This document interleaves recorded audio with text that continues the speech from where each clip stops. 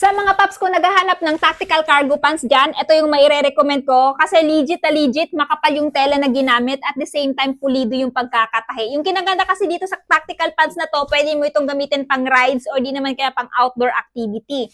So dito may makikita ka pong bulsa dito, pwede mapaglagyan ng cellphone or di naman kaya coin purse ninyo, depende na lang sa inyo, dalawa yan. At the same time, meron ka din sabitanan dito ng susi ng motor or sasakyan ninyo.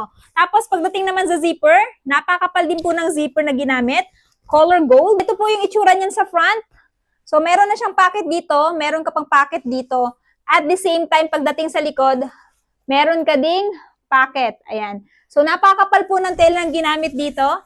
At the same time, hindi po siya basta-basta mabubutas or masisira. Ayun yung pagkakatahi mga paps, pulidong-pulido yan. This one is size small. Ayan. So medyo malaki siya sa akin. Yung size ko is size extra small. My height is 5'5", my weight is 49 kilograms. So kung halimbawa may weight ka at least 55, height mo is 5'5", bagay na bagay po ito sa inyo. Size small, ayan. At kung maliit po ito para sa inyo, meron po silang size small hanggang 5XL. Pwede din po kayo maglagay dito ng belt kung malawag po sa inyo dahil meron naman po kayo mapaglalagyan ng belt. Ayan. Ito yung likod niya at ito yung sa harapan.